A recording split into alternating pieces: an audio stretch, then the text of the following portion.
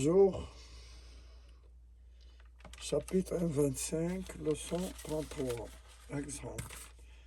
Exemple d'une commande d'intensité lumineuse par un triac. Voilà un triac. Et on va la commander par un diac, D, et un système de filtrage et de commande de ce diac. On va injecter, c'est-à-dire alimenter la lampe par secteur. Par exemple, prise ou quelque chose comme ça, ou bien interrupteur. Quand on ferme l'interrupteur K, il y a la lampe qui va s'allumer à travers quand le triac est déclenché par, c'est-à-dire amorcé par le diac. On va faire un petit résumé concernant d'abord la lampe. Prenons par exemple une lampe électrique à incandescence fournit une intensité lumineuse produite par la lampe A.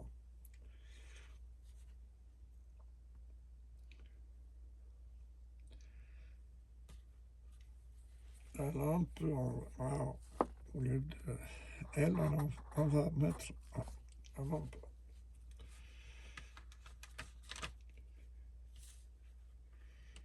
Et agissant à l'aide d'un triac, sur la valeur efficace de la tension alternative d'alimentation.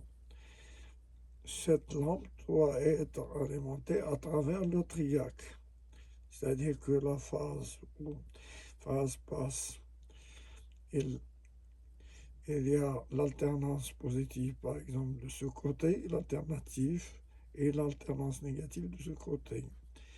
Dans ce cas, on a dans les deux sens, on a le courant qui passe I.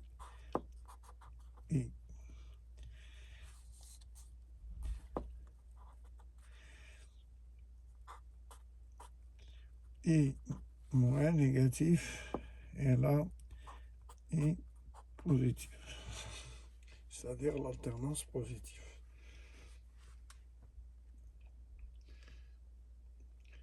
Donc la lampe 220 va alimenter on va considérer que cette lampe elle est alimentée par 220 alternatifs et c'est une lampe à 100 watts. Alimentée à partir de la tension de secteur de 120 volts. Le triac doit pouvoir supporter le courant maximal qui traverse la lampe.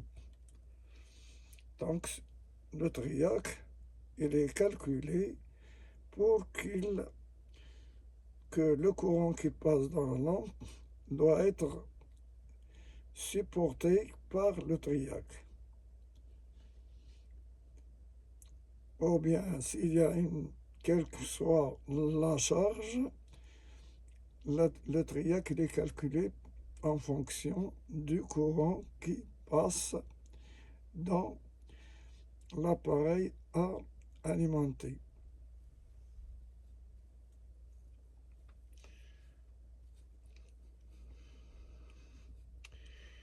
Donc le triac doit pouvoir supporter le courant maximal qui traverse l'ampoule. Quand le filament est froid, on a la résistance de filament varie avec la température d'après la formule RT, parce qu'on a une formule RT égale R0 qui est la résistance à froid de la lampe multiplié par 1 plus AT. A dépend de la résistance, c'est-à-dire de la matière de la résistance. Et T, c'est la température. et,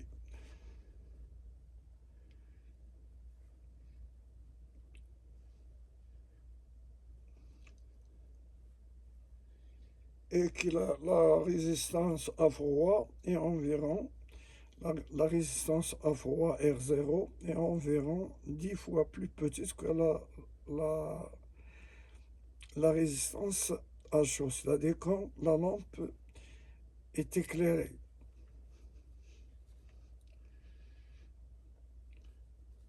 Donc, il est plus petite qu'à la température moyenne de fonctionnement.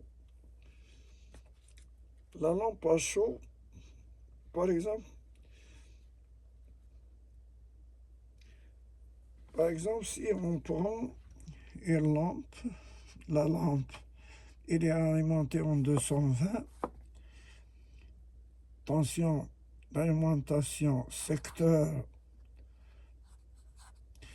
égale, et c'est secteur 220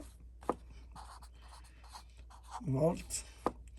Lampe, c'est-à-dire la, la puissance active de la lampe, PA égale 100 watts. Donc RT à chaud égale à U carré, la formule de sur P égale à 220 au carré sur 100 égale à 484 ohms. Donc, et à froid, la résistance R0 égale environ 10 fois moins 48 ohms, environ 45 ohms. Donc à froid 45 ohms et à chaud elle est de 484.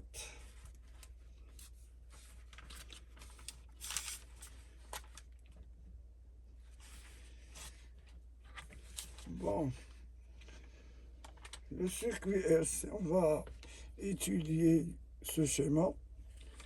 Le circuit RC composé de R de P, c'est-à-dire le potentiomètre, et de C2 et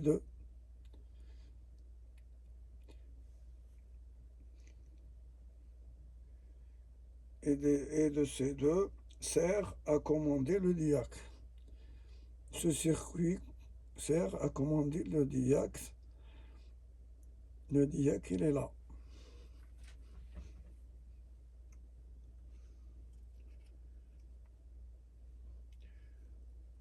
Le condensateur C1 et l'inductance L constituent un filtre qui ne laisse passer que les 50 périodes du réseau. Il bloque toute fréquence supérieure ou inférieure à 50 ou 60 Hz. Ou période PPS, période par seconde. Là, pour ne pas avoir de vibration sur les appareils électroniques.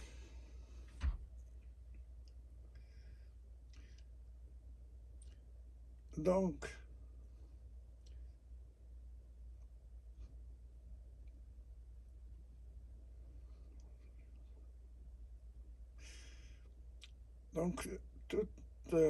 on a dit toute fréquence.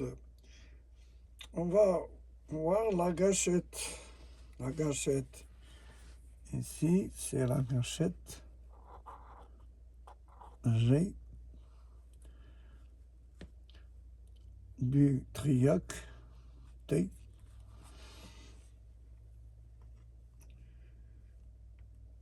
la gâchette reçoit des impulsions et reçoit des impulsions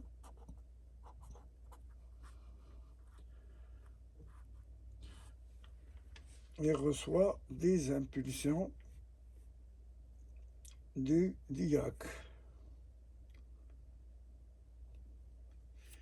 Donc, le diac, c'est un dispositif à semi-conducteur appelé diac qui est un commutateur électronique bidirectionnel sans électrode de commande. Le diac n'a pas d'électrode de commande. On a déjà étudié le diac.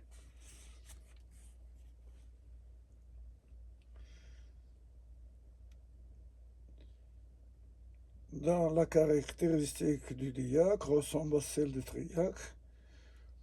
Sa tension varie entre 25 et 35, c'est-à-dire la tension de fonctionnement qui fait fonctionner, c'est-à-dire qui va envoyer les impulsions vers la gâchette du triac et provoque la condition. C'est-à-dire quand la tension est atteinte, il envoie une impulsion de courant de la gâchette du triac et provoque la conduction. Le condensateur C2 se charge à chaque alternance à travers la résistance ajustable P et la résistance R. C'est-à-dire il se charge, il se décharge.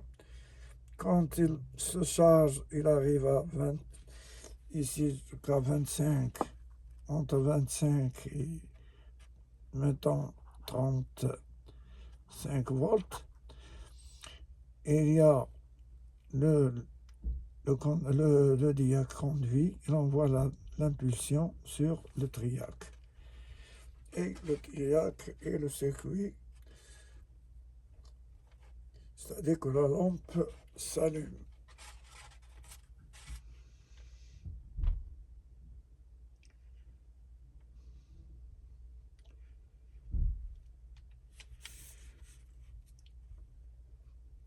Lorsque la tension au borne de C2 atteint une valeur voisine de 25 volts, le diac commande la mise en conduction du triac. Le temps d'ouverture dépendant à cette lumineuse croît quand la constante de temps de charge de C2 décroît. Donc, quand on diminue la résistance RP de RP, le triac cesse de conduire dès que le courant qui le traverse est inférieur au courant d'entretien. Donc le triac, une fois amorcé, il commence à conduire jusqu'à ce que le courant de maintien HI et H, holding courant, c'est-à-dire courant de maintien, c'est-à-dire est inférieur